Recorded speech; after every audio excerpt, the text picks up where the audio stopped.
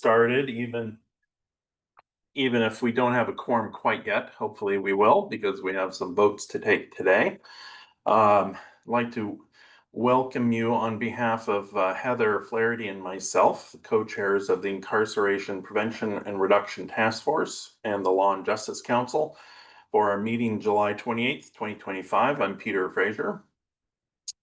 And we will begin with our land acknowledgement statement. And I'd just like to say before reading this that right now there are a lot of people working very hard paddling their canoes in the canoe journey, the paddle to Elwha. If you reach out on social media, you will see plenty of beautiful photographs of people doing something that they've been doing since time immemorial. I think it's a beautiful event and great support of our local tribes' participation. Before we begin, we acknowledge that we are gathered on the traditional and unceded territory of the Lummi, Nooksack, Samish, and Semiahmoo people, who have cared for and tended this land since time immemorial. Truth and acknowledgement are critical to building mutual respect and connection across all barriers of heritage and difference. We begin this effort to acknowledge what has been buried by honoring the truth. We pay respect to their elders, past and present. Please take a moment to consider the many legacies of violence, displacement, migration, and settlement that bring us together here today. And please join us in uncovering such truths at any and all public events. All right, Heather, before I begin, is there anything that you'd like to say, or shall I just kick it off? I think you should kick it off, and I'm excited for the other business agenda item today too. Great. Okay, very good. Let's see. So we're going to review today's scheduled motions and votes. Item number 4 in the amended agenda is data work group recommendations. I believe these are our votes today. Looking forward to that. And please be mindful, this is really our 4th item on the agenda. If you are a voting member, we're going to need you to make sure you're here so we can have a quorum. And apparently some sort of policy has changed. Jill reached out to me earlier this morning to say that we can no longer vote with our hands on Zoom, as I guess that is not recorded. And so we're going to need to, when we're voting, turn on our screens and actually raise our hands. And if we can't manage that, then we're going to have to go to a roll call, which would be very time consuming. So if we can make that work, that'd be fabulous. Let's see. Next item is communication shares. I guess I would ask that you think about your agency, your participation in incarceration prevention and reduction, and what your agency, what your work is doing here to towards that end, and look at news items that are actionable and of interest to people, and send Jill an email today. Just take a moment and jot something down that you could email to her, CC me, and so that we can publicize what all the great work that you guys are doing. So I'm just going to give you a few moments to write something down that you think of in your work.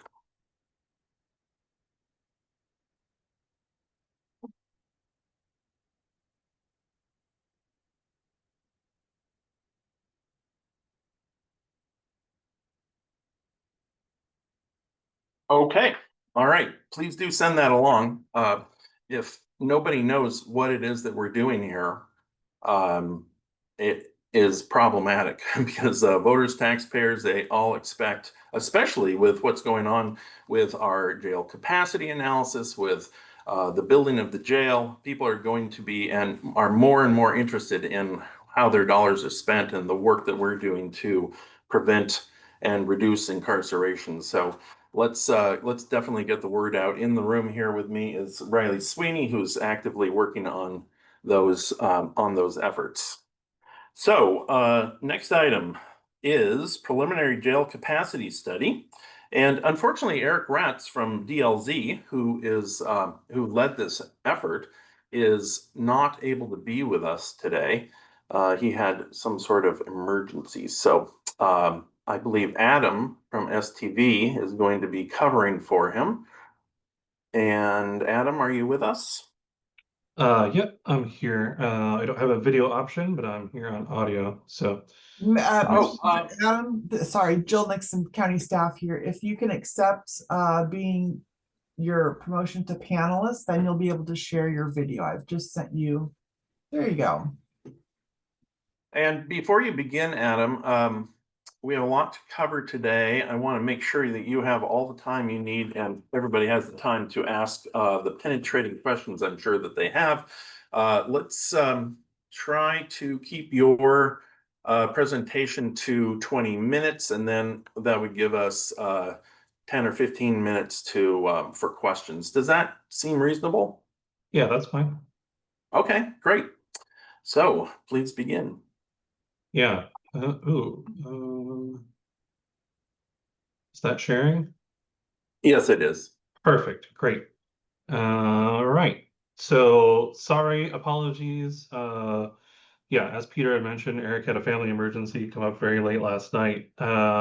Wishes that he could be here, but unfortunately, he has something pressing to deal with at home. So, you're stuck with me today. So, I will do my best to pick up where I can, and please feel free to ask questions as we go through this. First, I want to start off with just a brief schedule to level set and sort of talk about where we're at in the process. It's been a while since we've been here, and a lot of work has been done. As you see, all the things in gray are the things that we've accomplished and are there. So on the top are really all the activities that we've done to bring a design builder on board. Where we've selected a design builder, we have not contracted with that design builder entity yet. So for those that want to know, that team is the Clark and Ram team. So Clark and Ram are the general contractors as a joint venture, and Nelson Worldwide is the design firm, and they partnered with RMC, also a local architect. So I'm very excited that we have a selection now and are in the contracting phase with that design build firm. So very excited. And then down at the bottom here, obviously today we're here to talk about the jail capacity analysis. We're also talking about the behavioral healthcare model and what that looks like for this project. And that analysis is underway. As you can see on the top here, our intent to award. So we issued that intent to award. And the contracting is over the next few weeks here. We hope to have that design builder contracted in August, and then this jail capacity analysis and behavioral healthcare analysis and plan sort of informs the initial work of the design builder that comes on board. So everything else about the rest of the schedule is what you saw the last time we presented. So that's where we're at with that. On to the jail capacity analysis itself. If Eric was here, he could talk a little bit in more detail about the forecasting method. There are a number of different methods that can be used in this when firms come along and do these forecasting models for rated bed capacity analysis. And the one that Eric used for this is the time series model. And so just to provide a little background, Eric Ratz with DLZ, he's a sub-consultant to STV. This is his 106th rated bed capacity analysis around the country. So they've done this a number of times. This isn't their first time doing it. They're experts at doing this, him and his team. It looks, this model that they use looks at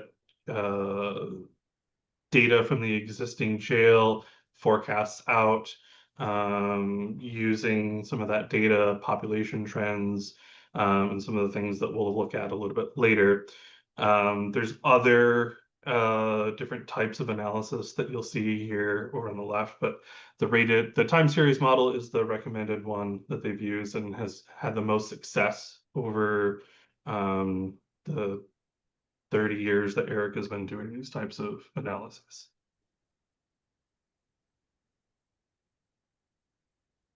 So talking about the rated bed capacity analysis itself, there's a lot of data that went into informing this analysis. These are the 4 major data points that inform that analysis. When we think about building this facility, we're not thinking about building the facility for today's needs. We're really thinking about building out to 2050 because these buildings tend to last 75-ish years. We want to build a building that's going to last for the community. We want to build a building, use our tax dollars responsibly and build a building that's going to last, right? But our forecasting for how many beds a county is going to need is only going to be good for about 25 years or so. The crystal ball, as it were, starts to get more and more opaque the farther you go out. So the initial direction for DLZ was to look out to 2050. We'll also talk about some numbers for 2030 and 2040 as well, but the initial ask was to look at 2050 for that facility. And so in looking at what those numbers would need to be, these are the prime sort of data numbers that go into that. There's about 24 different data points that we received from jail staff, and the longer report that goes behind this details what some of those numbers are. But these are the 4 main ones. So county population trends. You can see that's the darkest arrow up here. That's because Whatcom County has a large population growth ahead of it, right? So when I'm going to pull up my notes on this other screen here. So when the building was built in 1984, the population was like 130,000 or so, right? And when we're looking out to 2050, we're looking at over 300,000 people that are going to be in your county. So it's a huge population growth that we're looking at. We actually looked all the way back, 100 years, population has always increased. You never had a decrease in your population. Also look at admissions to the county jail. That's just people that are brought in. That's pretty self-explanatory. Your average daily population, that's just the number of people that are in there on a given day. Then average length of stay is a huge factor as well. How long are people in the jail for? It looks like there's a hand up. Oh, that's me, Peter. I've seen this presentation maybe 3 times now, and over the last few days, I've been wondering about county population trends and whether Eric went into detail about who will be moving here. And in my experience, it looks like wealthier people are moving from outside our community to Bellingham, Whatcom County, and who are less likely to be justice involved. And I don't know if Eric's population trends research included what types of people will be moving here or not. And then, as Heather has brought up, there's an Atlantic article out recently that looking at demographic trends for jails and prisons across the United States that is probably a downward pressure. Just bringing that up if you have Yeah. any Yeah, detail around that. Thank so you. yeah, absolutely. It's something that we talked about when Eric was here back on June 2nd, and looking at the demographic information for Whatcom County, because it is important, right? So if you have primarily a lot of retirees moving into like a city or a county, right, you're going to have different expectations around what these numbers are going to be, versus if you have other demographics moving in, right? So that was taken into account. The general consensus was that the sort of general the current population and demographics were going to remain generally consistent through that time. Now, if that has a significant change, then obviously these numbers are going to be different. But what was available in the sort of census data and these other sources of data were that the general demographic information wasn't going to shift significantly enough to make these numbers change one way or the other. Thank you. Yeah, no, that's a very important question, because that is something that's been seen in other counties where it's yeah, historically very affluent, but then less affluent communities move in, or vice versa. And so yeah, that all of that information has to be taken into account when populations change, for sure. And so yeah, we're just gonna get right into it. So when you look at all of those different types of numbers, those are the four main numbers that are driving what we're looking at when we're projecting out for 2050. We're also obviously I pulled up on the screen 2030 as well. When we're projecting out these numbers, those are the four things that matter the most. I'm going to go back one slide, actually. Sorry, I don't know if I can do that. No, it's just going to keep taking me through, isn't it? So when we look at like average length of stay, this is like the biggest driver, because if you have someone that's there, if most of your population is there for 1 day to 3 days, and you're turning people over quite a bit, versus if most of your people are there for 2 to 3 months, then you're going to need a lot more beds. And so looking at average length of stay is a very important driver of how many beds you're going to need overall, more so than average daily population even. So if you can get people in and out quicker, then you're going to need less beds overall. Eric likes to use an analog for like a hotel room. Hotels, right? If anybody's taking just weekend vacations versus month-long vacations, you're going to need more hotel rooms, right? It's the same thing for jail. So if there's ways to reduce those times that people are there, then you're going to need fewer beds. And it should be noted that Whatcom County is already doing a great job for average length of stay compared to national averages. So the 2030 number, and this number has a lot of asterisks. I don't know what the plural is, but asterisks with it that come along with it.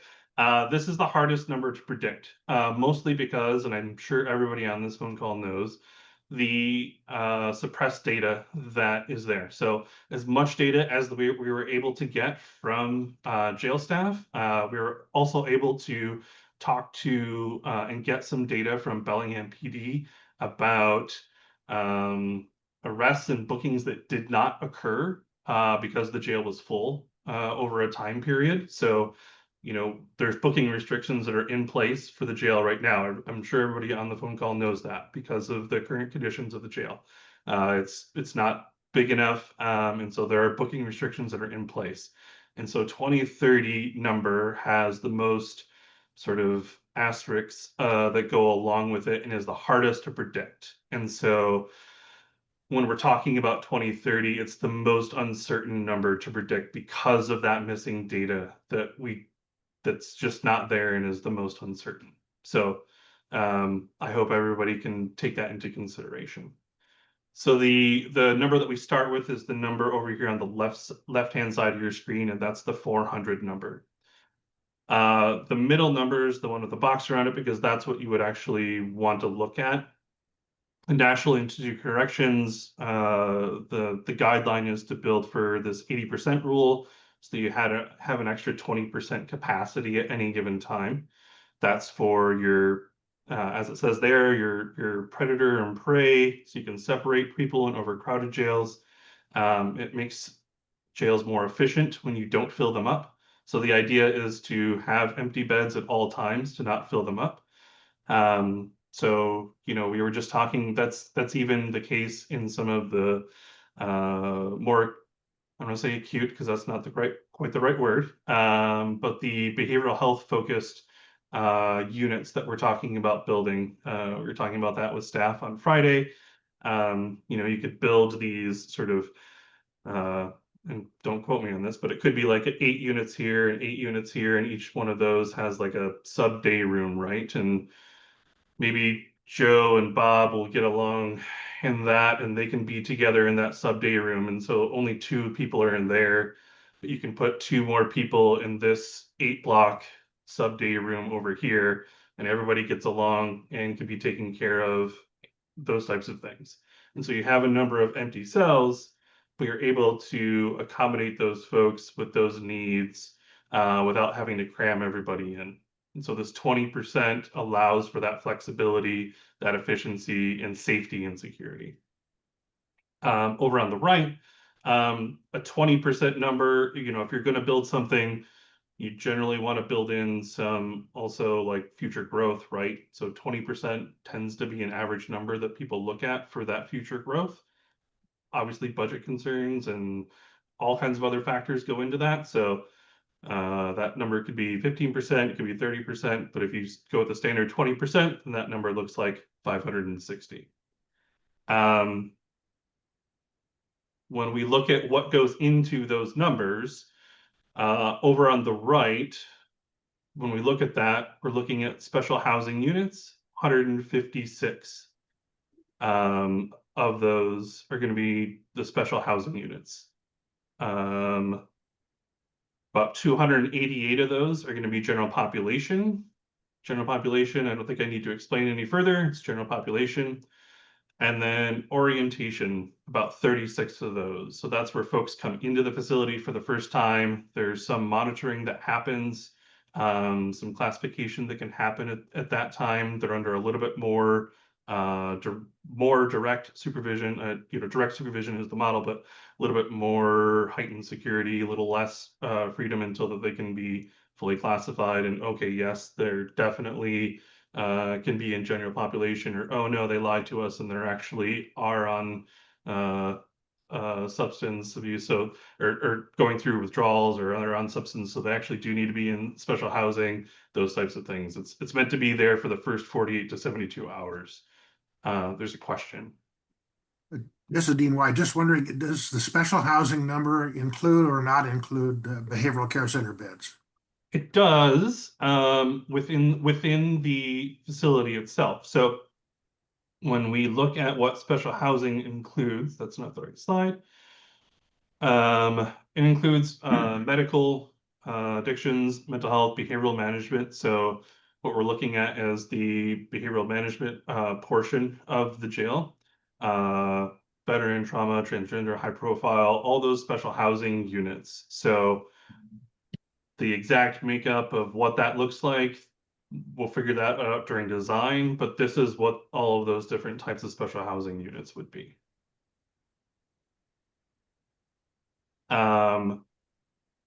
There's also a model when we're looking at sort of outpatient behavioral care. If there's, that would be like different from these beds themselves. When we're looking at these beds themselves, this is the in custody portion. Adam, I just want to jump in here for a moment. Yes. The next item on our agenda is going to take less time than I thought. So we have more time. Okay. And there's a very important issue. I want everybody exposed to it and have plenty of time for questions. So Sure. yeah. Yep. And I think the next couple of slides will go a little bit faster now that I've explained what these numbers are. Sorry, let me go back to this. On the left-hand side, these numbers here are fairly static. These are just where people come in. These are the non-rated beds. So these are going to be intake where people come in. These are going to be your some of your padded cells that are 4 walls, padded, ceiling, and everything. And then I group your detox areas that could be small, large, that could be for alcohol related detox. So we saw when we looked at arrest data, I think it was either number 1 or number 2 was DUIs. And so group detox, that could be for that. So these numbers on the left are non-rated beds. We don't consider them as when we're looking at how full the jail is, whether we can book people in or not. They're not looking at those beds. They're looking at the beds on the right-hand side. As we go through these slides, you'll see that the orientation and special housing units don't change, but the general population number does increase as we go through and look at 2040 and 2050. That's more so from a construction and design standpoint, or part of a major part of that is from a construction and design standpoint. A lot of the special housing units are likely going to be designed in a way, especially when I go back to this slide, if you think about things like medical, they're going to be designed in such a way that you can't repurpose them later. You're not going to repurpose your medical units later. Whereas your general population, maybe you can make those more flexible spaces, or some of these you may have more flexible spaces. But like your medical and some of these special housing units are going to be a little bit more locked in once you design them, just in their design. Still with some flexibility within those spaces, but because there's also more of a need for this special housing and a desire for this special housing, and these are the right beds to build initially, building those in now seems to make the most sense. So when we go to 2040, I'm still sharing, right? You're still seeing? Yes, Okay. we're seeing it. Perfect, great. So for when we go to 2040, the number goes up on the left to 520, and we see 624 again with that 20% built in for that safety factor, that efficiency factor, which goes up to 624. And if you were to expand that out for another 20% for the future, you would get up to 728.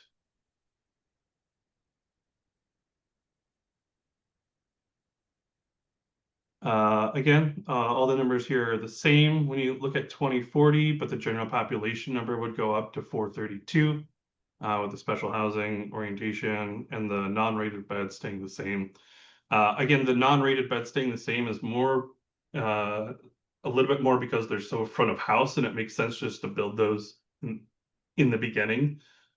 It's hard, it's a little bit harder to expand those for the future.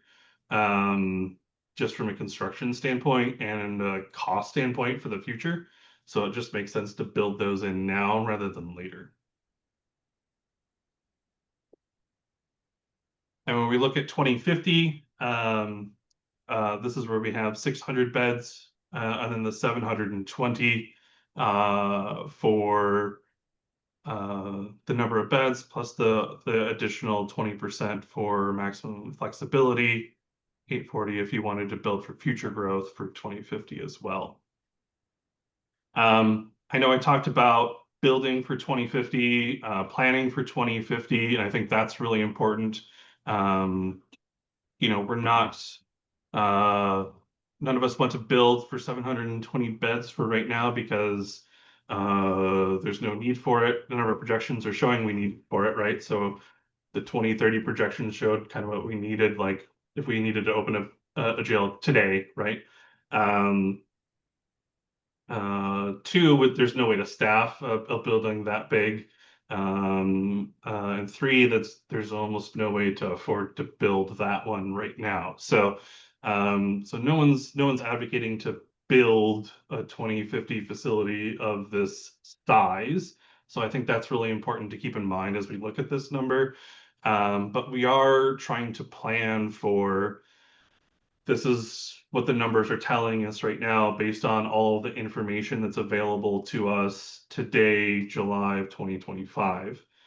So we want to plan for some of the infrastructure that may be needed for this size of a facility in 2050. So that's things like sizing the water mains appropriately, sizing the electrical appropriately, sizing some of the common spaces like kitchen, laundry, and et cetera, that appropriate size and capacity. So like we wouldn't build, like we might build the laundry room big enough for this size facility, but only put in enough laundry machines for the need on day one. And then be able to add more laundry room or machines if there's future expansion for 2050, right? So we would build the number of beds, allow for future expansion, and then just add your laundry machines. Same thing with the kitchen. Build a big enough kitchen, add your make sure all the electrical and plumbing is there, add your kitchen equipment as the facility needs to expand later. Or maybe you never need to expand it and you just have a little bit of a larger kitchen. I don't think anybody in my experience in project construction management, anybody has ever complained about having a slightly larger laundry room or kitchen. So, Peter, I see you have your hand up. Or Yeah, conference room hand up. yes, so my understanding is that Skagit and Snohomish, when they built their jails recently, within the last 5 years or so, they ended up with a lot of extra capacity. Does anybody on this call, or Adam, do you know, did they build for 2050 or did they build for some other year? I'd be interested. Obviously, we don't want to end up with too much extra capacity, and wondering if there are any lessons to be learned from nearby build outs from other counties. So Skagit, I don't know what they planned for exactly. I know that Caleb Erickson has talked with them quite a bit and probably get that information. I know that they planned a number of things that they ended up not staffing. And so there's a number of like things they designed into that building that they never ended up staffing. And so some of the supervision that they envisioned happening never worked. And so yeah, Skagit was built recently. Snohomish County Jail was built in 2008, I believe. I would say there's almost nothing good about that jail. I used to work at Snohomish County in the facilities department. I've been in that jail a number of times. There's nothing about that place that's good. I mean, the staff break room is pretty nice. That might be an okay model to steal from, but I don't think anything else is a good model. Well, to I'm steal not from there. in no way am I suggesting But we steal from capacity them all. wise, yeah, capacity wise, I don't know.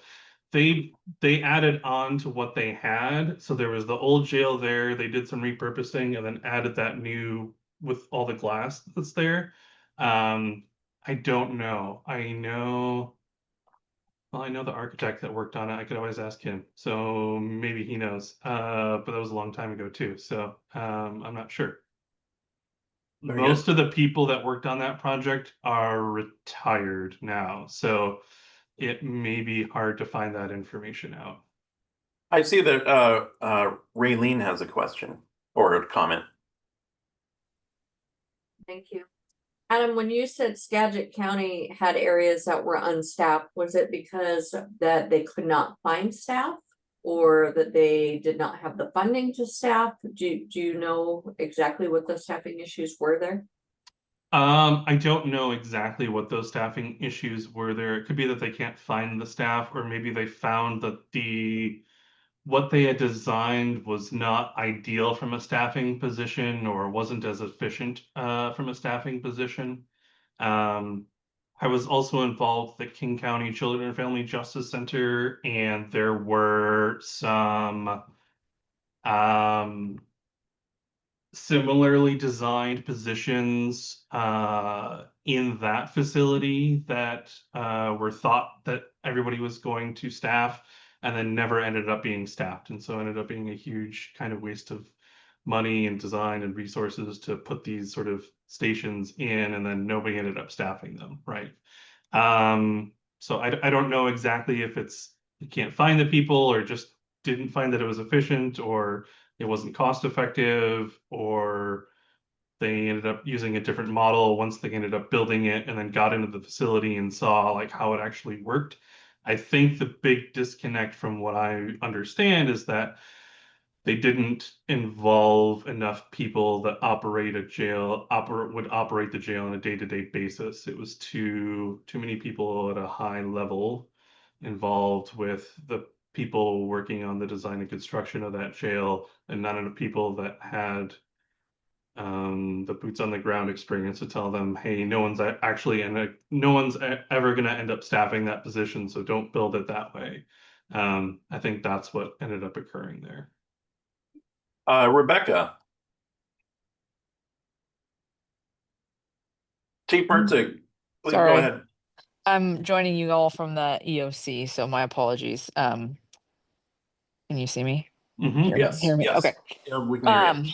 Snohomish County, just in speaking with their sheriff, has always been limited by staffing, but it's more of we have vacancies, so they're authorized for more people. They have a tough time filling their vacancies. It's similar to what we experienced about 3 years ago.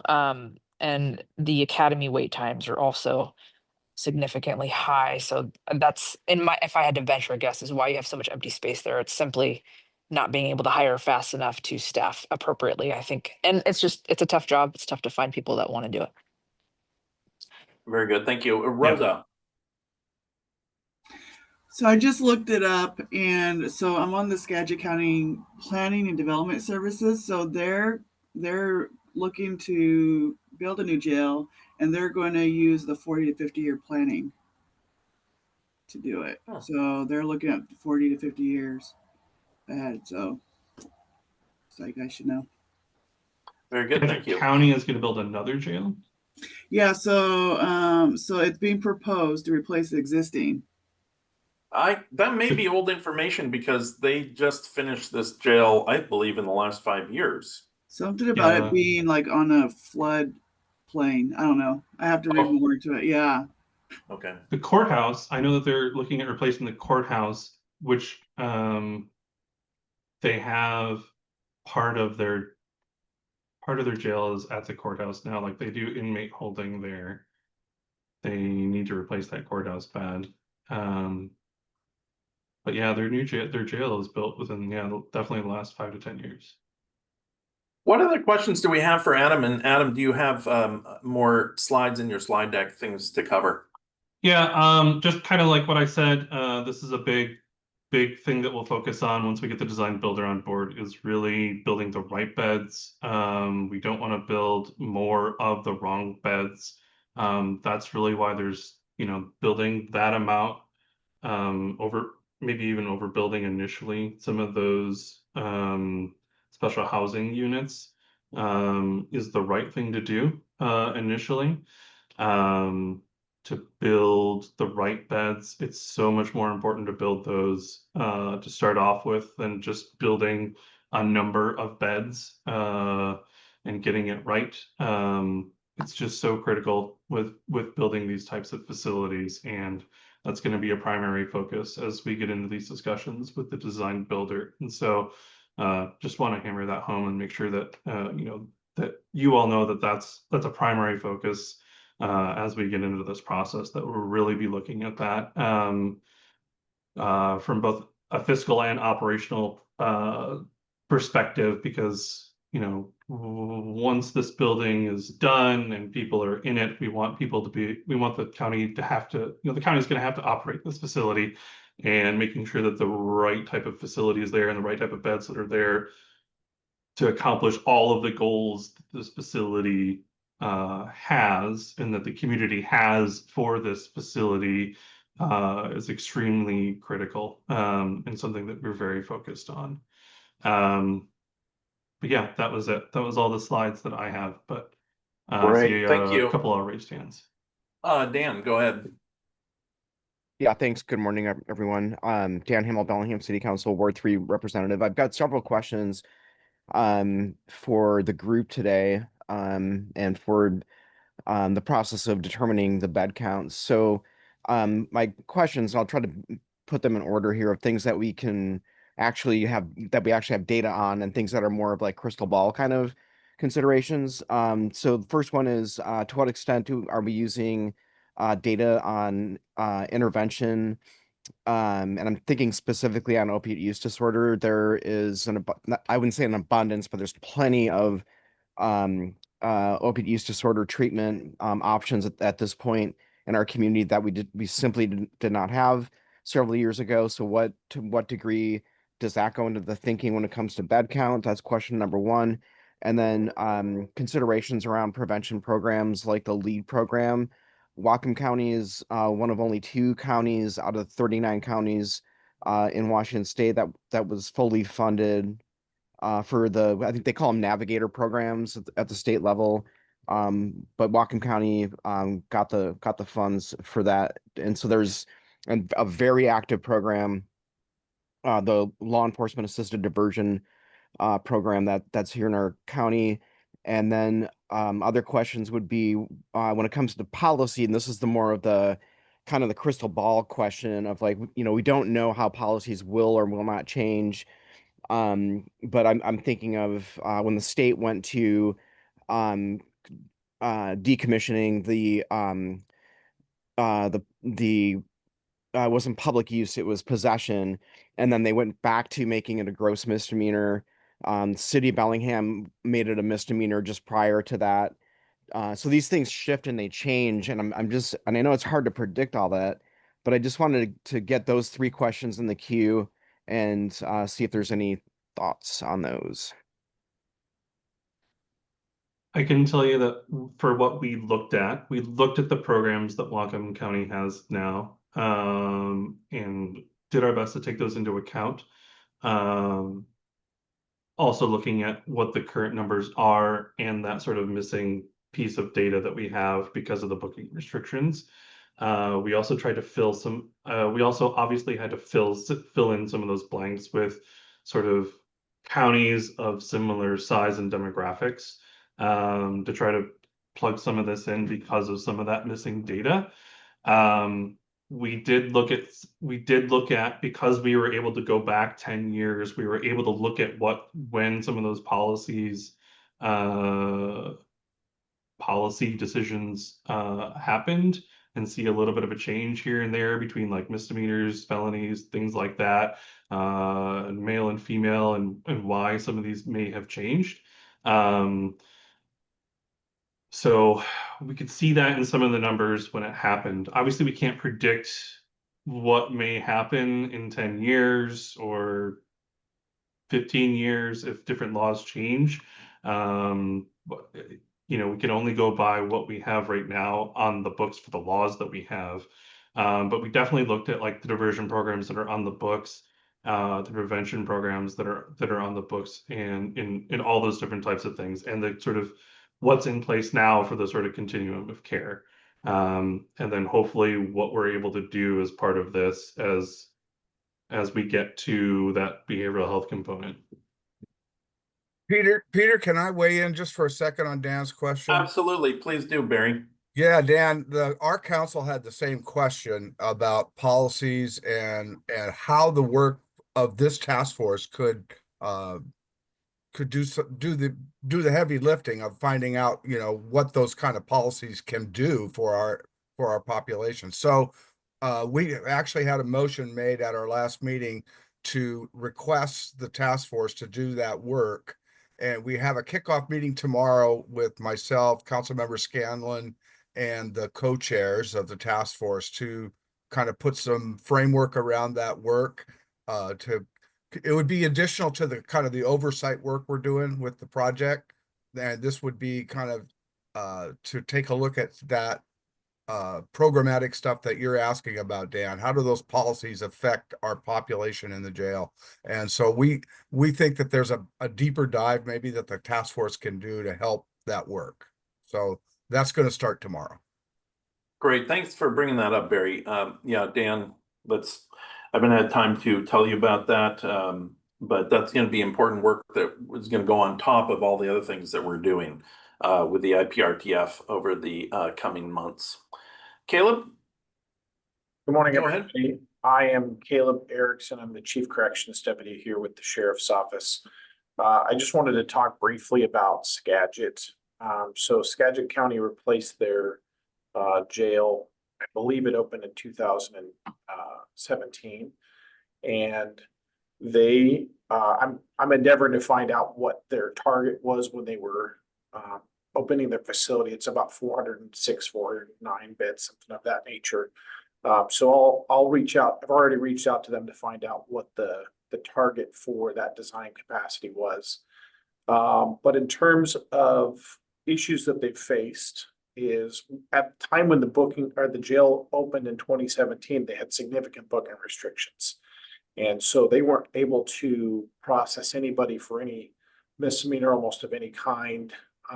And when they opened their new facility, they lifted booking restrictions, and they were off of booking restrictions until the beginning of COVID. Early COVID, obviously, everybody had issues in jails with trying to keep the spread of COVID at bay. And so one of the biggest challenges was, finding staffing because people left in droves from jails in 2020. And so they've had a combination of issues. Number one, their FTE count has been fairly low compared to the needs for the facility design, and they haven't been able to be fully staffed for a very long time. And so even today, although it's not the same reasoning, they still have booking restrictions on their facility.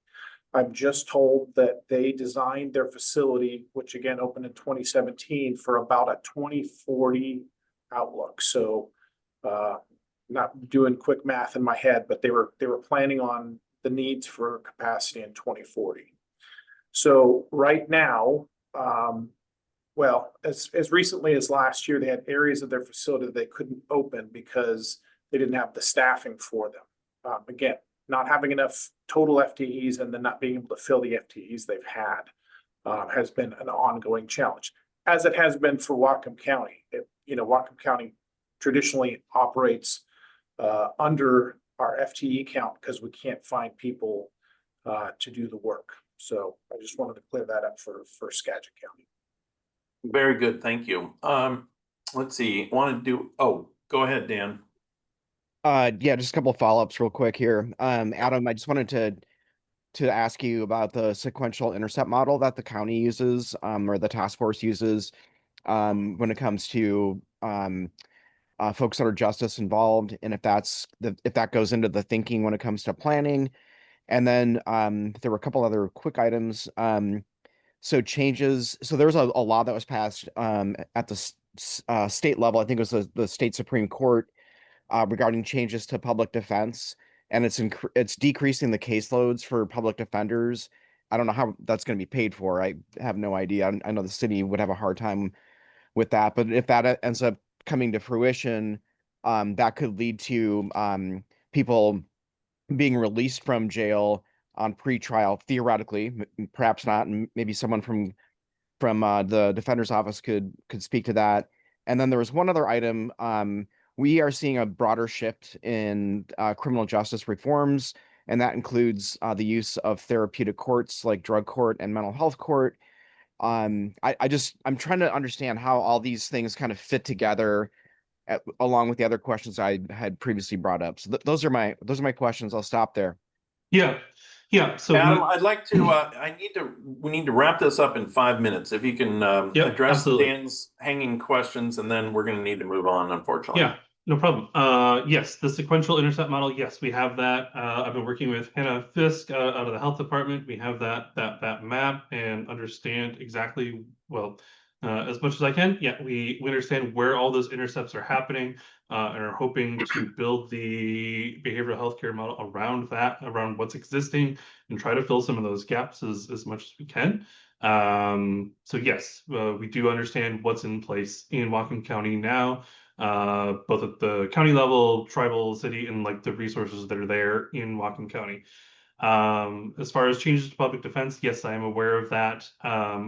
That's exactly the type of thing that we need to keep numbers down. And there's recommendations in the larger report as to average length of stay. So that's something that would keep average length of stay down, which is something that has been a little bit starting to increase. So we would want to see policies like that. And again, I understand it's another unfunded mandate from the legislature or the state, right? Great. So you have to have more public defenders. Great. Where's the money going to come from that? But yeah, yeah. So maybe that's, who knows? I'm not here to tell you how to do that. But if that were to happen, then your average length of stay could come down for sure, because a lot of the people that are there for pre-trial, right? So if you can get those people to churn a little bit faster, then yes, average length of stay is going to go down. Fewer beds are required. Your last question, I think it kind of goes into the sequential intercept model and seeing some of the things like therapeutic court as part of that, and understanding what some of those other models are, and some of the things that are in place now, that we've talked about. There are some of those things that are existing now, but that's kind of what we have to deal with here. If those things obviously are expanded, or if those become policies that are enacted, then yeah, these numbers, the fewer people are here, then that's great. Then maybe the future expansion doesn't ever need to happen, right? Okay, with that, thank you very much for your presentation, Adam. You did a great job covering for Eric, and I really appreciate it. Yeah, of course. Okay, let's move on to the next item. Kayla, are you prepared to give us your presentation? Great, thank you. Thanks, Peter. I'll be brief. Good morning, everyone. Kayla Shaw-Bressler, Deputy Executive. I'm here to report on the executive branch's work this past quarter on Justice Project implementation. So I think you'll see linked in the agenda is our report. I'm going to share just a couple of the highlights that I think are most relevant. I'm going to skip the data stuff because I know that's the next item on your agenda. So in addition to sort of the jail capacity work that Adam presented, I just wanted to share a few updates related to the construction for the jail and behavioral care center. So the design builder procurement is nearly complete, which is a major milestone. And I know everyone will look forward to meeting our design builder soon, and starting in earnest our sort of validation and pre-construction process for the facility. So big thank you to STV and our facilities team for reaching this pretty critical milestone. You'll see in the report, we're continuing to do a lot of work behind the scenes related to permitting. We have major site challenges, particularly around wetlands. So our facilities team's been out there meeting with U.S. Army Corps of Engineers, ecology, City of Ferndale, trying to line everything up as we move into the pre-construction phase. The other thing I want to sort of highlight related to the facility construction is we'll be sort of nearing some critical timelines really soon on the scoping of the behavioral care center. So I know Peter is working on pulling together a work group meeting to talk a little bit more about that scope. And I think you can expect that in September primarily and early October, the executive branch is sort of going to be trying to corral all partners into a vision for that facility that we can turn over to our design builders. So if that's an area of interest for you, I encourage you to get in touch with Peter and sort of get plugged into those conversations, but we certainly won't be making any final decisions before bringing plans back to this group.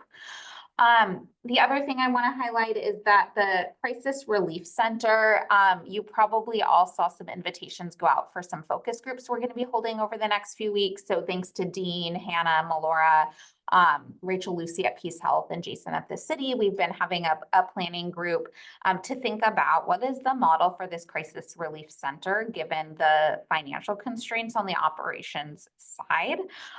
So I don't know if that means scaling down, blending it with a different type of facility. how can we get some economy of scale on the operations? You know, we have this $11.2 million grant from the state, and we need to decide before legislative session how we are going to apply those funds. So I would encourage everyone to participate in one of those focus groups if you haven't yet signed up. And we're really looking for feedback, data, sort of anecdotal information on the community, from the community around what the most pressing needs are. And then I think that will sort of dovetail into some of this work around the behavioral care center and how do we build out a plan for the true continuum of diversion and treatment. So that work is underway, plenty of opportunities to get plugged into that. We have some exciting stuff happening on the supportive housing front that you can read about in the report. I would say the newest news is that the folks from Disability Rights Washington are coming up mid-August to tour to meet with us and tour the Lake Whatcom Treatment Center's proposed Leakin Street site. And so we are hopeful that we might be able to be successful in securing some funds, which would be the last piece of capital funding for that 32-unit PSH project over on Lincoln Street. So things are busy, progress moving forward, and happy to answer any questions. What questions do we have for Kayla?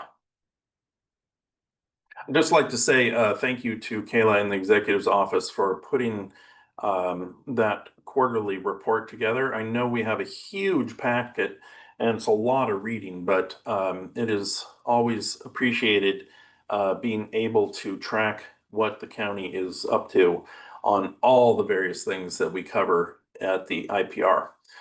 Marty, go ahead. Yeah, thanks, Kayla. Thanks for the report too. It's excellent. And I am just wondering how people sign up for those focus groups, and would you like us to pass that information on to JPOP committee members and others to encourage them to sign up? Yeah, we sent an invite out to the full IPRTF. So I don't know if you all saw that. I didn't, but I will ask for that information. And would you like us to pass that along to JPOP members? Yeah, yes, I think you could pass it along to the JPOP members who sort of have a there's different groups for like law and justice or behavioral health. So if folks see themselves plugging into one of those groups, then it'd be helpful for them to participate. If you want to reach out to me, we can sort of coordinate on how to message that. Okay, thanks. Great. Any other questions for Kayla? Okay, seeing none, we're going to move on to the next item. Thanks again, Kayla and the executive's office for pulling all that together. The next item is item number 4, data work group recommendations. I believe Dean and Bertie are going to cover this. And before we begin, how long do you think we're going to need for this presentation and the votes and the questions and such, just to give me an idea, so as I'm watching the clock? I think we were shooting for 10 minutes. Hope to be keeping it within those bounds. Okay, well, you've got more than 10 minutes if you need it. So let's make sure that everybody gets their questions answered, and would like to hear what you guys have to say. So thanks. Okay, Bertie, you want me to start? Yeah. Okay. So as I'm sure you all know, several months ago, the Health and Community Services Department contracted with an organization called Village Reach to develop an evaluation and performance measurement plan relative to the Justice Project implementation plan. You know, as long as I've been aware of and to some extent participating in the task force and its committees over the last almost a decade, the desire for useful information and data to help figure out whether we're making a difference in the various things that have been worked on that's been an ongoing wish and desire, and with always some difficulty to achieve. The implementation plan, I think, afforded us the opportunity through particularly the third project in the list of 15 to begin thinking much more in a much more focused way about how do we sort of wrap our arms around how we measure the results of all of these efforts. And due to the availability of resources that I think Kayla and others in the executive's office obtained from Justice Assistance Grant, we contracted with Village Reach starting last fall late to take us through a process of developing such a evaluation and performance measurement plan. And so what I want to do is to kind of walk you through a few slides that summarize some of that. You have all received, I hope, I think that's been the case, the actual final report of the Village Reach plan, as well as a sort of an ancillary document in the worksheet, workbook format of tables itemizing the measures and the also the data, the status of the data systems that we have in place and the extent to which we have or do not have both data that relate to those measures, as well as some of the challenges around how we go about sharing those data into a single sort of a warehouse of information that can help us calculate the measures that we have of interest.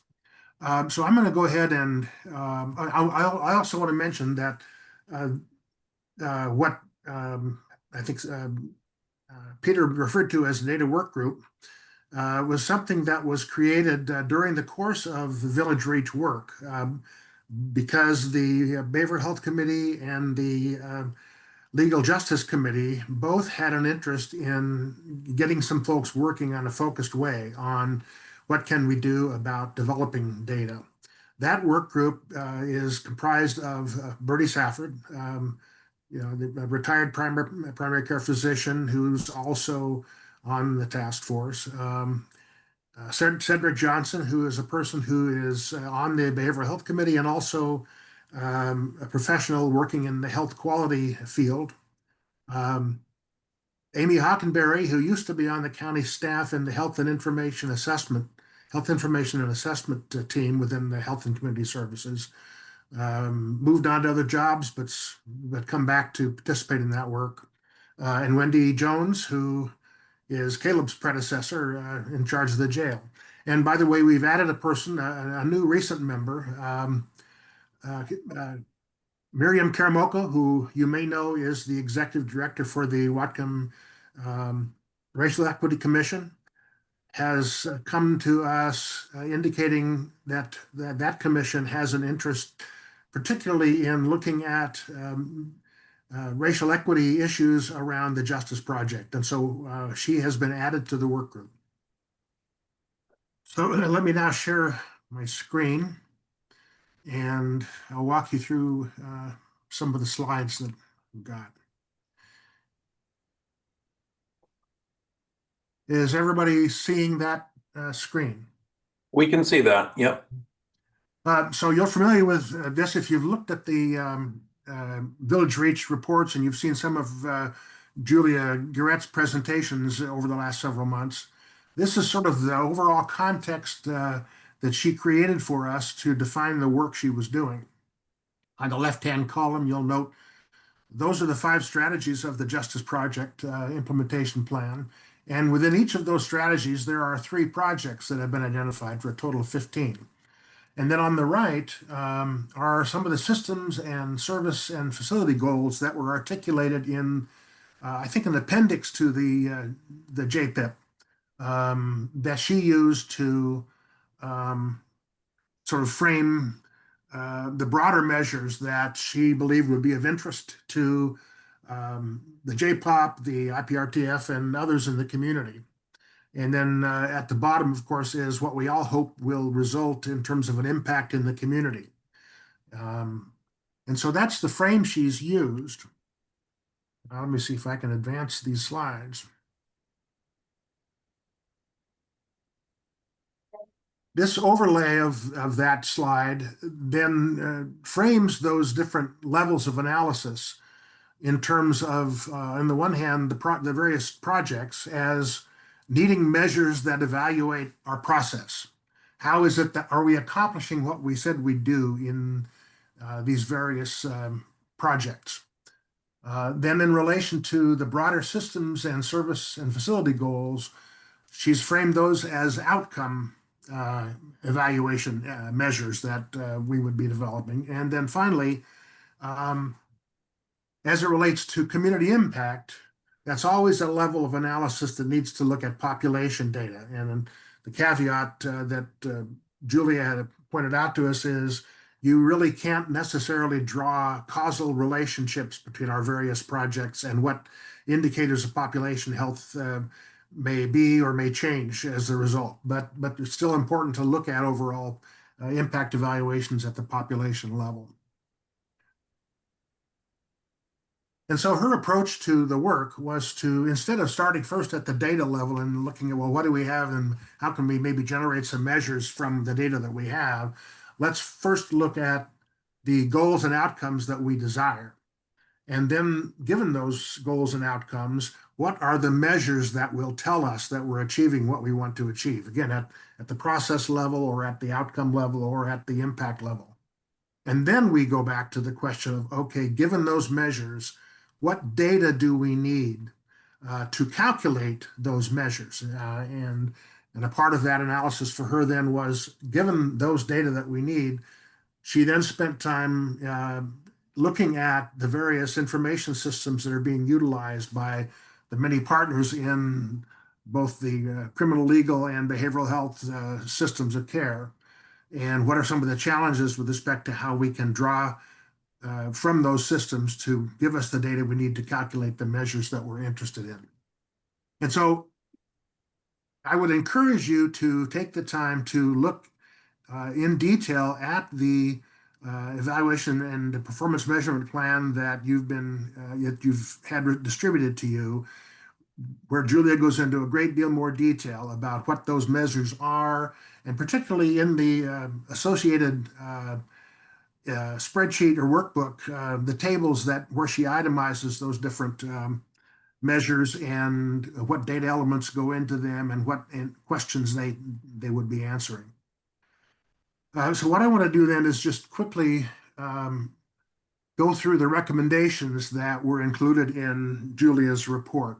And I think the detail of these next two slides is what you had attached to the packet. I think starting on page 45 of the packet, which we can maybe look at it if we have time, if Jill can bring them up. But she basically framed two sets of recommendations, near-term priorities that she believes would need to be or could be accomplished in the next 6 to 12 months, and then some longer-term priorities, 12 months beyond. The first of those near-term priorities is recommending that if we are wanting to move forward in the implementation of this evaluation and performance measurement plan, we really need to have a dedicated position who can begin to work with all the various stakeholders to operationalize this plan. And I think Bertie will, when we get to the level of motions, will go into some more detail about our understanding as a data work group about what that means to create such a role and to operationalize the plan. The second priority she recommends, and these aren't necessarily sequential, they can somewhat occur concurrently, but to begin to establish shared indicator definitions. For example, what do we mean by recidivism? How do we define the categories of racial and ethnic distribution that allow us to then draw inferences from a set of data that have a consistent definition? And we can go into that when we look at the detailed recommendations. Her third recommendation in terms of priority is to then conduct a next generation SIM mapping workshop.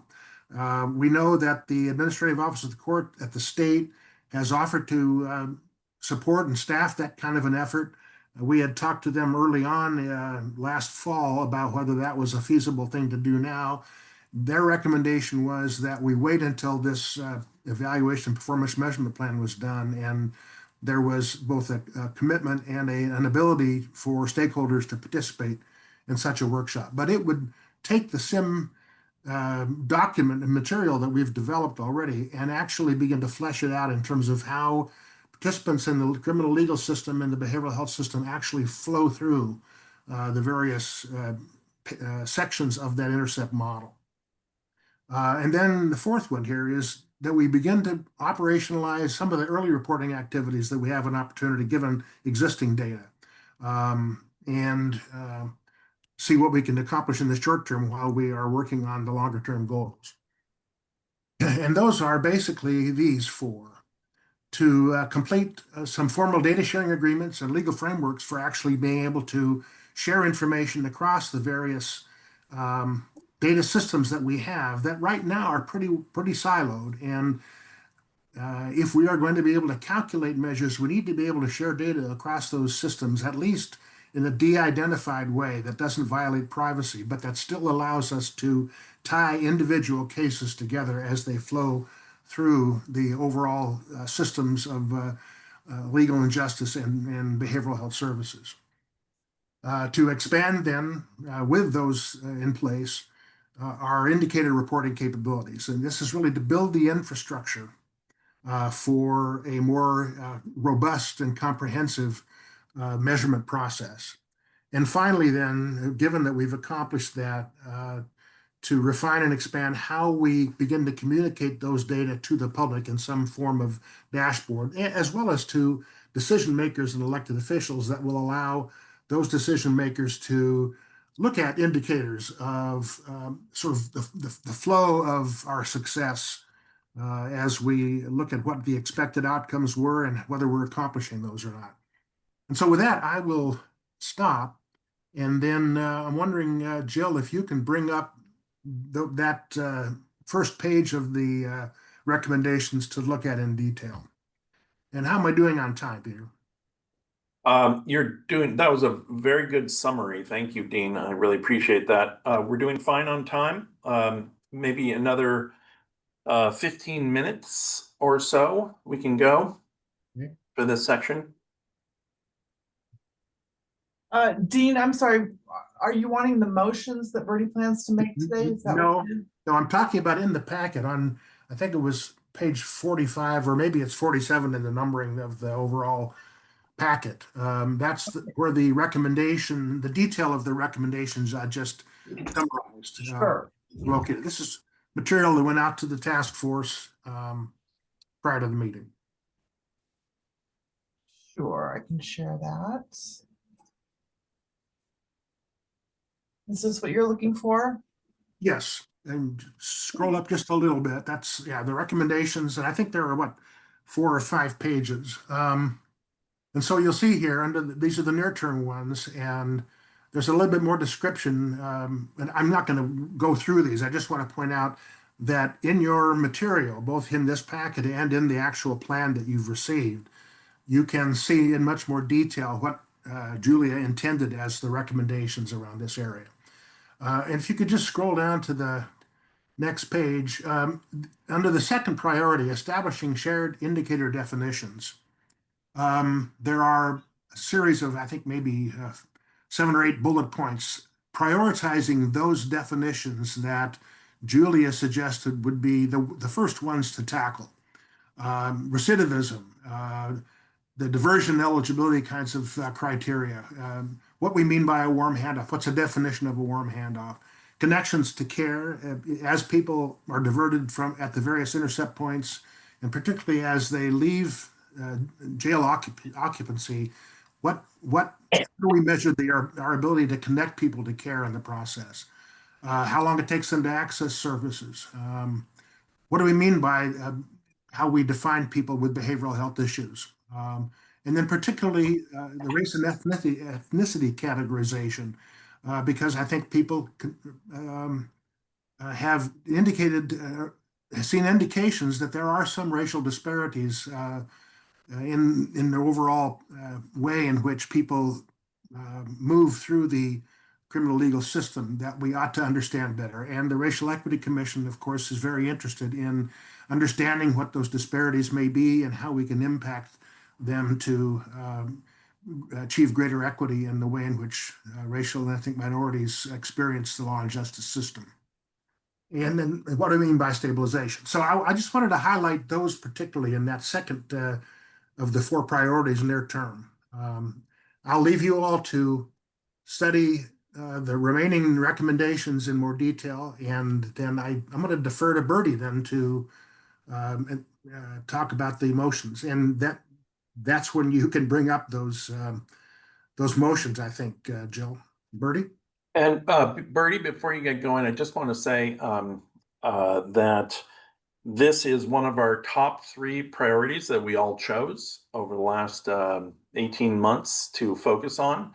And this is going to keep coming back to this body again and again. It's one of our one of the most important things that we can do to actually affect change in our work here. So I would highly recommend you put it on your list to read through those few pages that Dean is highlighting there. And that will give you much of the knowledge you're going to need to make decisions as we move forward. Bertie, go ahead. Certainly. So I'm going to make a motion, which is the action item that we're hoping for from this. And then, assuming it is seconded, we can have a greater discussion. I'm very interested in what questions any of you may have about the report or the recommendations. It is an enormous amount of work that has been consolidated into an excellent report, but it's a lot to digest. And so I would not expect this task force to have really studied it thoroughly in any way. At the same time, those of us who have been more involved have studied it and feel that it really hit the spot in terms of what we are looking for.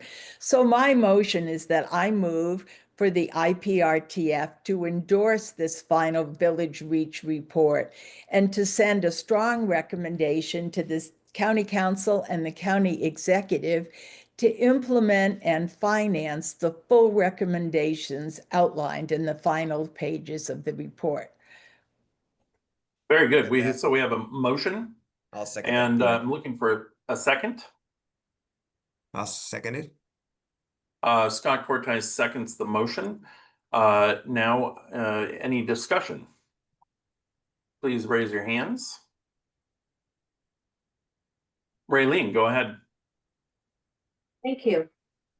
I support this plan and what Village Reach is recommending, with the caveat that I have concerns with financial constraints with the county, that it could decrease funding in other areas that could delay criminal justice in ways that could be beneficial. So as much as I really want this, and I think it's desperately needed, I have concerns about prioritization of budgetary needs and constraints that the county may have. Thank you, Ray. Thank you, Raylene. I want Bertie and Caleb before you start. I just want to say that when a couple of weeks ago, when Heather and I were giving our annual report to the county council, we brought up this very issue, and subsequently, I have had meetings with Kayla and with Heather, and looking for outside funding through a foundation and also partnership with Research University to help us move this forward. I think in this environment, we cannot be robbing Peter to pay Paul, which is an expression I've never really liked as somebody named Peter, but we cannot be doing that in this current environment. So I want you to know that there is an intention there and forward movement on that. Bertie, did you want to say something before we go to Kayla? I just, you said it probably better than I, but I want to emphasize that when we came up with this motion, and that's why we included to implement and finance, because in our opinion, there's no way this can be done at the level it's needed with any existing financial structure in the county. And so the concerns are absolutely legitimate. And I think the real ask of the county is to help us find partners that will invest in this to help us make it happen. Very good. Kayla, go ahead.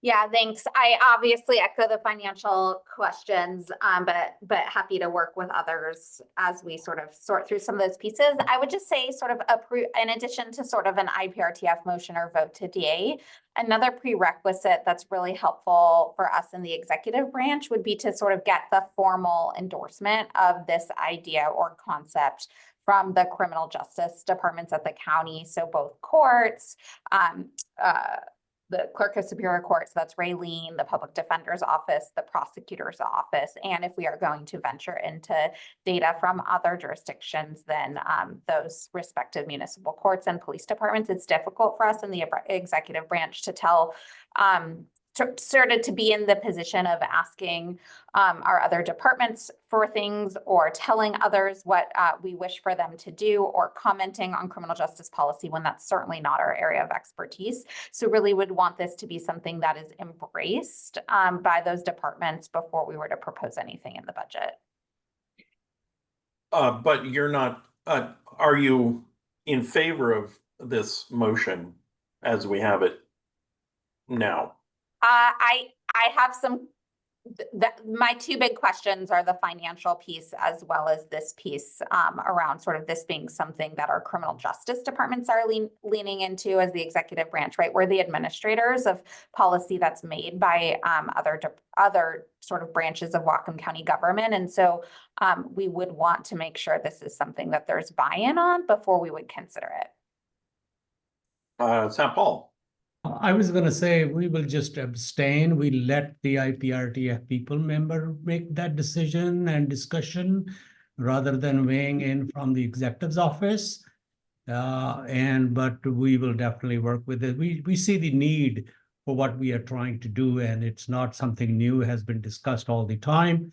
But there are some other things need to be considered. That's why we just want to be cautious. That's understandable. Thank you so much. And Yeah. Dean. I just want to say that as the data work group has discussed this, in addition to the recommendation that there be funding for a dedicated position to sort of manage the overall process of implementing this plan, we recognize that there will need to be resources in each of those departments involved in the whole flow of the criminal legal system that can do their part to participate in the implementation of this, and that it's probably not likely that they can do that within their existing budgets. And so we think it's important to recognize that for this to be successful, it will require finding resources at each of those department and organizational levels to participate in this kind of a comprehensive effort. Very good. Scott Cortice. Do we have an idea for a budget for this project, what it would cost or what the consultant is saying their piece would be? And then I heard one FTE, we kind of got a feel for that, but anything else? So there was no budgetary analysis done. I think the position that's being recommended is probably a fairly high level position. We're not talking about a technical person, an IT professional, so much as a person who can manage the overall collaboration among many different stakeholders in achieving the goals of this plan. All of the work around definitions, all of the work around looking at existing information systems and how we can either use them or upgrade them. The work around how do we get data sharing agreements among the various parties and overcome the legal obstacles to some of that. So I think we're talking about a fairly high-level senior project management kind of a position for that, and part of that work would then I think also be helping to develop a budget for the remaining elements that each of the departments might need to have to do the work. Great, thanks. Any other discussion on the motion? All right, let's take a vote. Now, as I understand it, everybody needs to turn, or as a voting member of the IPRTF needs to turn on their camera at this point. And we will raise our hand as we call for votes. Can you can you stop the share screen before you do it? So we can see everyone? Oh, that's a great idea. Thank you. Oh, Arlene. You're muted, Marlene.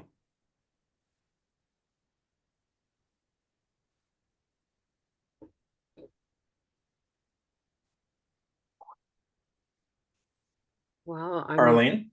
Oh, there you go. I can hear you. I was voting. Oh, okay. Let me call for a vote, and we're gonna raise our hands to vote. So all in favor of this motion, please raise your hand.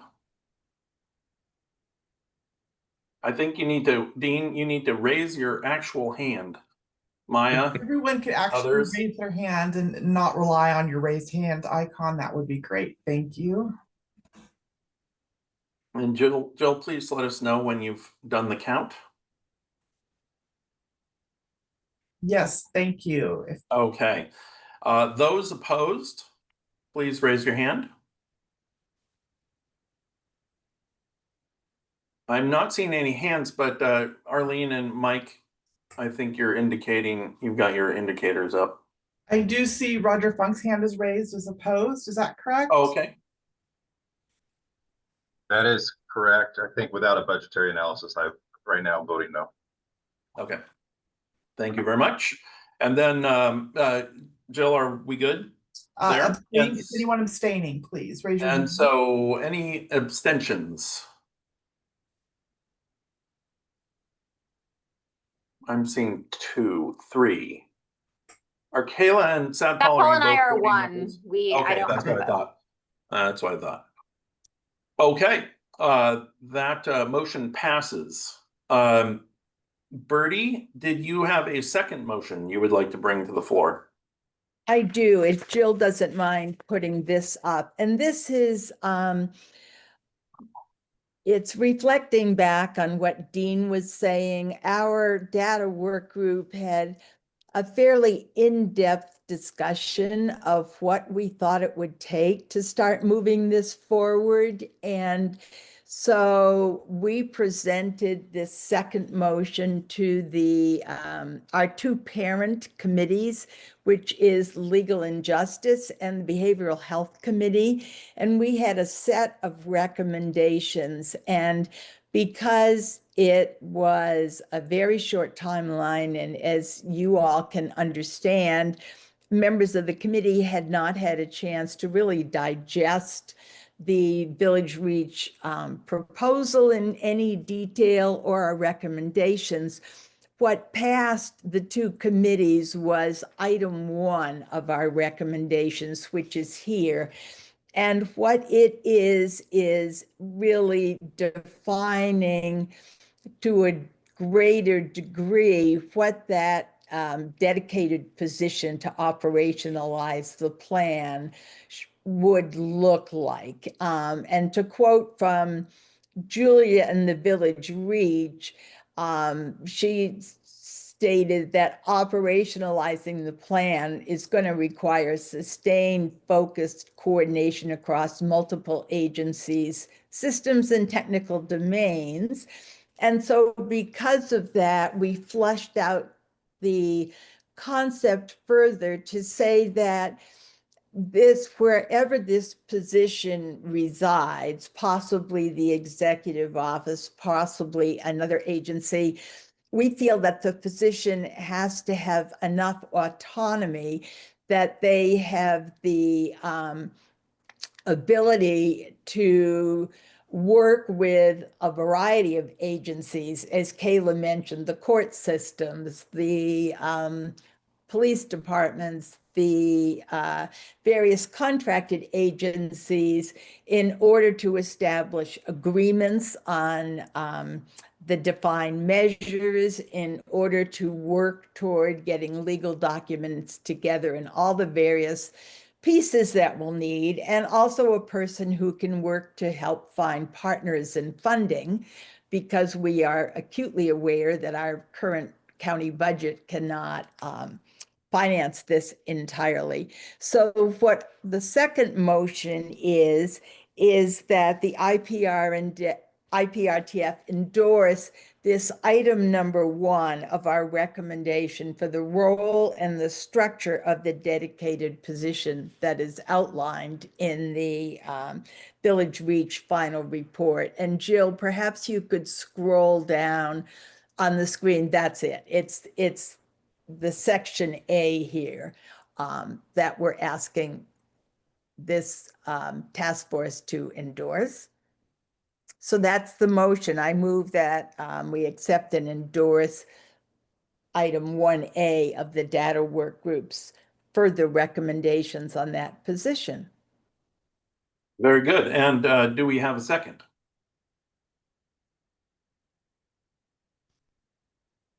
I'll second it to get it on the table. I have a couple questions, so. Very good. Scott Cortice has seconded. Now discussion.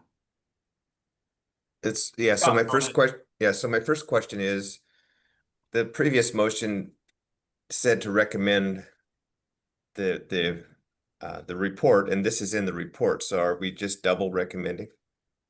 That's a good question. I think what we are doing is defining it more. We wanted, as we talked about it in the data work group, we realized that the role of this person is pretty broad, and we wanted to define it, as Dean said, at the project manager level. We don't want to tell the county what to do and how to hire, obviously, but we felt that this position needed to be thought of in the project management light, as opposed to hiring a data consultant who is very informed in the data, but not so much project manager, that type of thing. So we just wanted to flesh out the description and intent in a greater detail. Heather, go ahead. I wonder about just given the complexities of the budget and the different ways that the county could implement Village Reach's report, if this could be paired at like accompany the recommendation as just considerations versus a prescription of please hire a person and have them live at the exec's office, et cetera. I suppose that might be a friendly amendment, that this information is offered as strong consideration for the executive's office as they move to implement Village Reach's report. I think that was our intent, because we're not saying it has to reside. It just says that it may, and we're really wanting to endorse the concept. So I would certainly feel that that friendly amendment would be accepted. Okay, thanks, Bertie. I do support it as strong considerations. The work that Village Reach did is amazing. The work you've led, Bertie, is so important. Data has been a high priority for actually 10 years, and we're finally getting to a place where there's some actionable things to move forward. And we're still in a place as a task force where we're sometimes asking who is in the jail and why, and do we really need to build 600 beds, or could 400 beds make sense? And without this key work, we are doing a lot of best guesses. And so I fully support these as strong considerations. And I also recognize that we have blind spots in how things might get implemented internally at the county too. So. Thank you. Scott, go ahead. Yeah, I was just wondering if it would be prudent to, I don't know if time is of the essence for this one, to delay to our next meeting this one and get budget numbers so we know what we're talking about. I think that would make us all a little bit more comfortable to have. Are we talking about fully loaded $250,000 person plus staff, or are we talking one person? Are we talking consultant and staff? I just don't know what I'm voting for in terms of money, and I do worry about the money. Raylene, please go ahead. Second, Scott's last comment to hold, because I have some concerns about logistics in being able to place somebody possibly under the executive's office when a lot of this has to do with individual information coming from the judicial branch that may be sealed, that we couldn't even legally say existed because of statutory requirements. There's some information that we have to be very cautious about, and so I would like to consult a few more legal opinions on this prior to moving forward on it. And I also have budgetary concerns. I would like to note that we are 22 minutes out to the end of our meeting, and we have other things to cover. I'm a little concerned that this motion is a little too complex. We may not have enough information. There might be more discussion. And I don't know, frankly, as chair, where to go with this. Can we, what's the proper protocol? I moved to hold until our next meeting. I second. There's a new motion on the table, and let's have a vote on that. All in favor, please, let's get all of our faces up on the screen. I'm sorry, I have a question. Wouldn't it be more appropriate yes. to pull the original motion versus a counter motion? Yeah, If we're asking to move this on to the next meeting, it seems like that would be to table this motion. Yeah. No, a motion to hold is time specific, so that's why I identified the next meeting. So a motion to hold is the correct motion. And to be specific, that would be the September meeting because we don't have an August meeting. Dan Hamill.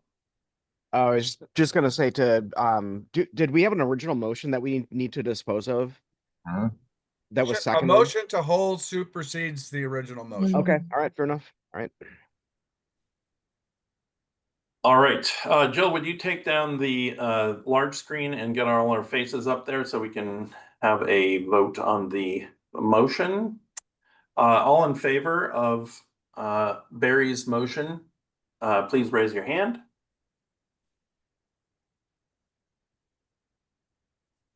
Jill, let us know. Yes, I have that recorded. Thank you. Okay. And those opposed, please raise your hand. And any abstentions? St. Paul is an abstention. Okay, all right. So that motion passes. Thank you very much. And we're going to move on with our agenda.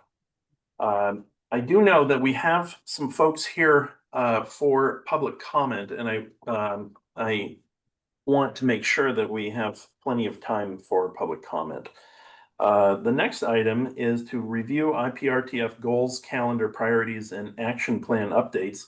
The next thing is committee and work group updates.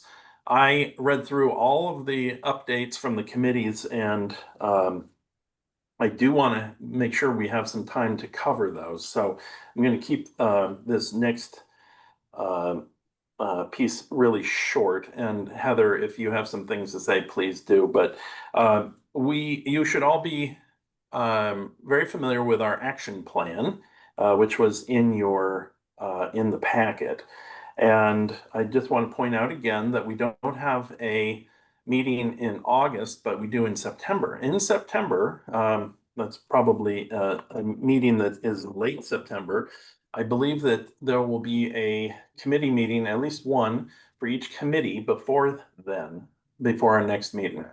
And I would like to encourage all co-chairs of those committees and work groups and such to really consider the action plan, what we have in the action plan, what you put in there, and what it is that we're what it is that's been accomplished over the last year, to report on that in our September meeting, and then to set goals for the next year. That is part of the action plan, is that cycle that we have, and September is an important meeting for our action cycle. So that is something I'd really like to point out to folks. Heather, is there something that you would like to cover in this section? Just very briefly, it was helpful for me also to review our action plan. I love Appendix B, looking at our 10 goals, the top 3 being around the design of the jail and behavioral care, data and diversion, and then there's 7 more that are also very important. And our role is to develop best practice, or to research best practices and develop recommendations on policies and potentially new programs, though we're emphasizing policies. And so as you're moving into your committee and work groups, it's really nice, I think, to look back at, okay, how are we moving these things forward? So thank you to everybody who's been a part of this work and leading it, especially the co-chairs of the subcommittees. It's really amazing to see how much progress has been made even in the last year, and I'm excited about what's next. So thank you. Fantastic. Thank you so much. Moving on to committee and work group updates. We do not have very much time. There is a lot that the work groups and the committees have accomplished. I encourage all of you to read those notes.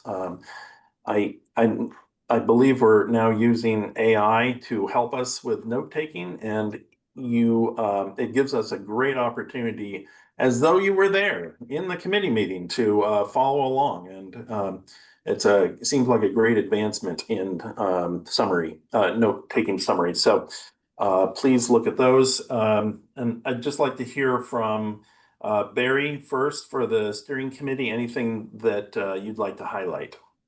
Yeah, thank you, Peter. One thing, please read all the notes in the meeting summary.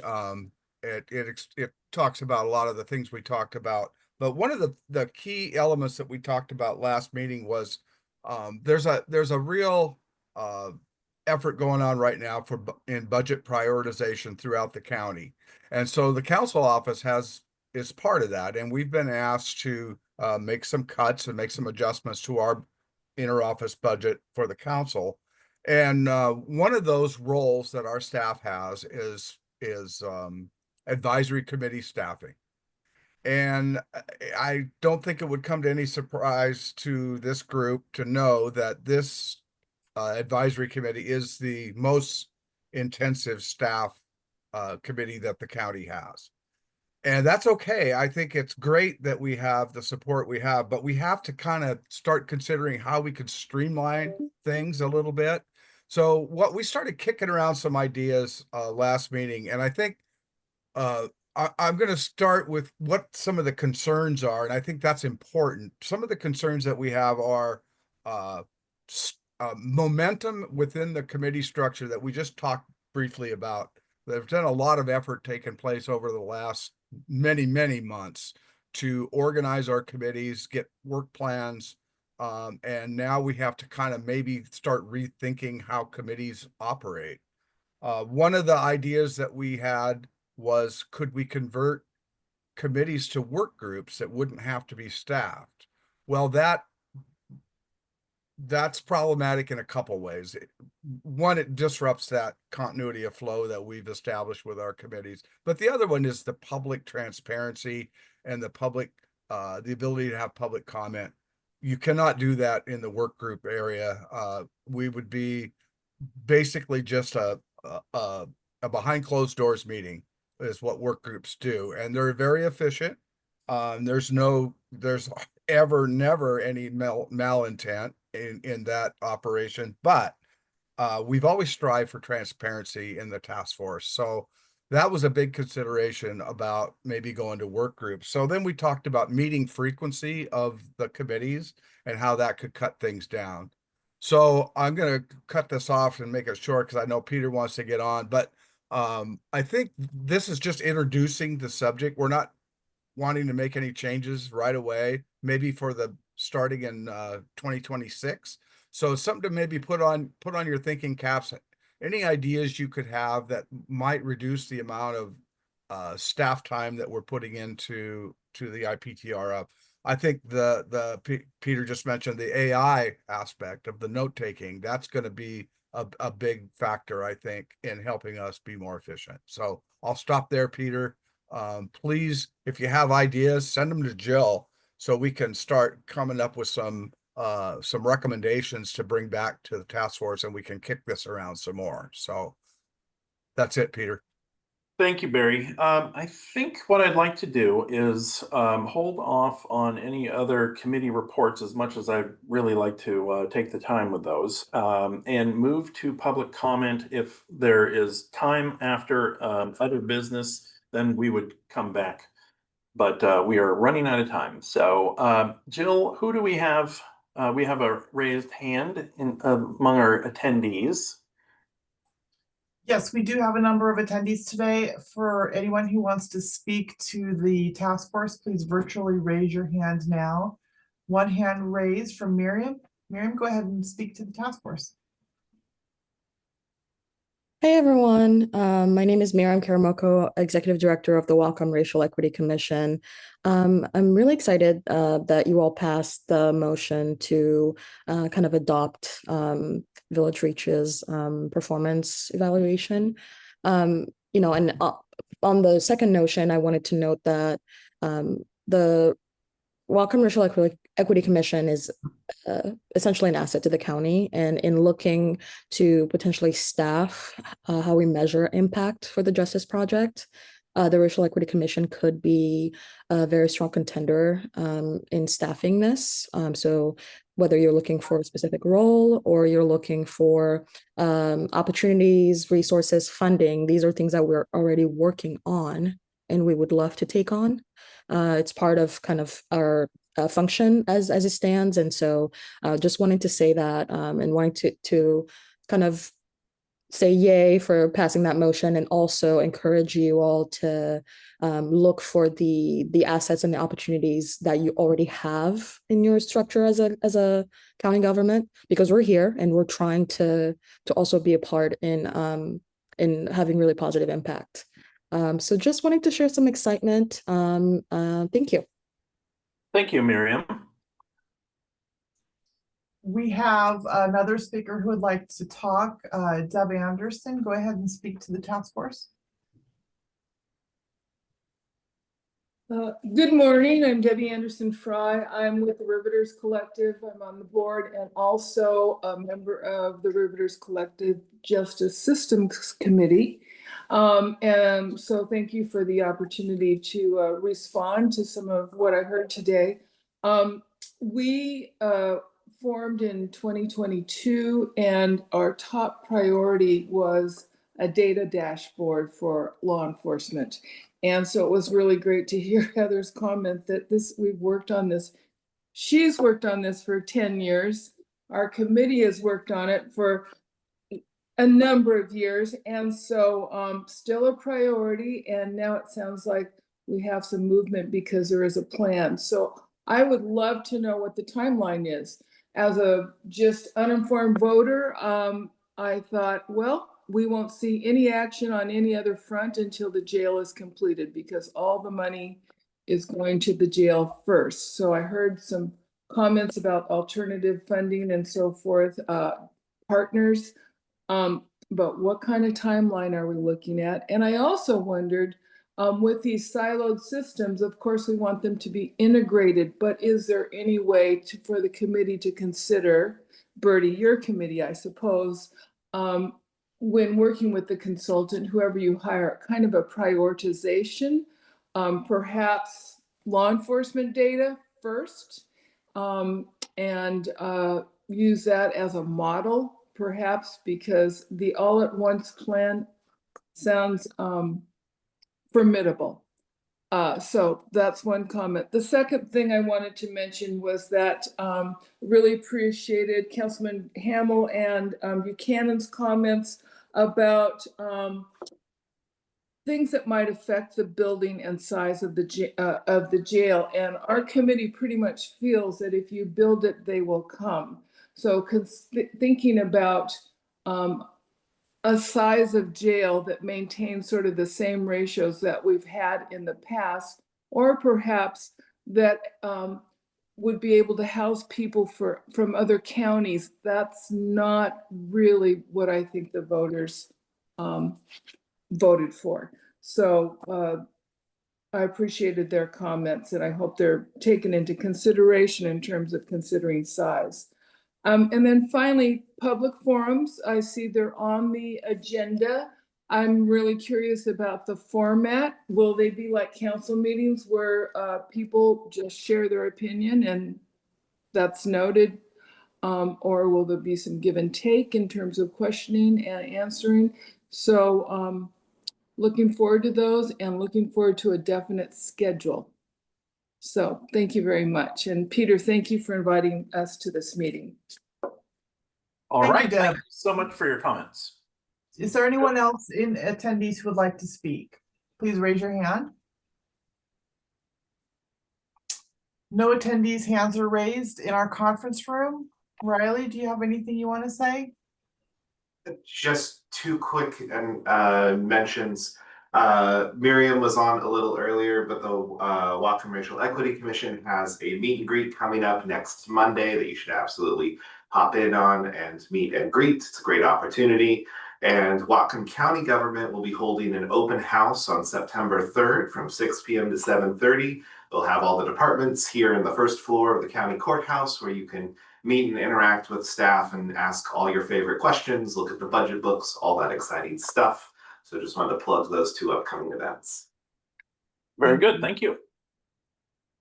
Now let's move on to other business. There is a reminder, again, third time, no August 18th meeting. Other business, anyone? Heather, please go ahead. I wanted to let the task force know that the Child and Family Wellbeing Task Force of Whatcom County has invited me to join them at their next meeting to talk about opportunities where there's intersections with children and the incarceration system. The things on my mind are the recent DCYF report about childhood deaths and injuries really increasing. I don't know if you saw that. And for the 0 to 3-year-olds, fentanyl is a huge, DCYF is the Department of Children, Youth and Families, and fentanyl is a huge driver of that. That's a big intersecting issue with the criminal justice system. The second thing on my mind is just the juvenile justice system and the data that shows that so many of the people that end up recidivating in our jails are the kids that we didn't take great care of, and their crimes started when they were 12 or 13, and where are there opportunities for us to do better for those kiddos. The third thing is just the impact of childhood trauma overall on the trajectory of kids' lives, and the statistics around kindergarten readiness, third grade reading levels, and likelihood of ending up incarcerated. And then the last thing is where I see there's some potential real opportunity for programs and policies. Kind of the low-hanging fruit for Whatcom County is around parents who are incarcerated, as incarcerated parents are a huge adverse childhood experience. And so are there some outreach or programming opportunities in our current jails for identifying who has kids that are, you know, people who are incarcerated who have kids that could use some additional supports. I welcome you to reach out to me if there's anything else you would like me to talk about at that Child and Family Wellbeing Task Force. And I think there could be a really amazing opportunity in the next year to have even a joint task force meeting and talk in depth with those who are interested. Councilman Hamel, you've been a huge champion for many of these issues. I welcome you to join me and partner with me on this conversation too. And Barry, you've also been a great leader on these things. So I just wanted to be transparent that that was an invitation that I'd like to say yes to. Very good, thank you, Heather. Barry, go ahead. Yeah, I just wanted you to know something, Heather, that the North Sound Behavioral Health ASO is conducting a youth behavioral health needs assessment over the 5-county region. That's going to That hasn't started yet. It's in the planning stages. So maybe that's something you could pass on with your work with the Child and Family Task Force. Very good. Daniel Hamill, please go ahead. Thanks, everyone. And thanks for hanging in there. And I second Heather's comments about juvenile justice. I think that we've got to get that more on the radar screen. I know that our charge is adult justice reform and prevention and reduction, but I think that if we don't turn the tap off upstream, so to speak, then we're just going to be dealing with the same things over and over again. My two comments were more related to what I think that we can bring into steering or the broader task force, and that's addressing the July 4th executive action coming out of the Trump administration when it comes to Medicaid and food budget cuts, which will affect the work that we do. And I want to have some kind of response to that, and at least to have it in our thinking. And then the more recent executive action around housing cuts through housing and urban development that will absolutely affect the work that we do. So I'd like to be prepared with some kind of response to that. Thank you, Dan. Chief Mertzig, please go ahead. Yeah, I'll be super brief. I'm here at the EOC with with Sheriff Tanksley. Just wanted to let this group know to please send your thoughts and prayers to the Lummi Tribal Police Department, who one of their officers was shot this morning. So we're dealing with that today, but just wanted to extend that information to this group so you can give them your well wishes. I'm so sorry to hear that, and thank you for letting us know. Anyone else for other business before we conclude? All right, my apologies to our committee co-chairs who did not get a chance to give us a roundup, but thankfully the notes are in your packet and you can review those. And we are taking a break, and so we will not see you until September. Thank you for all your good work in this group and in all your other endeavors. I appreciate you as community member, and we'll close out our meeting today. So thank you very much.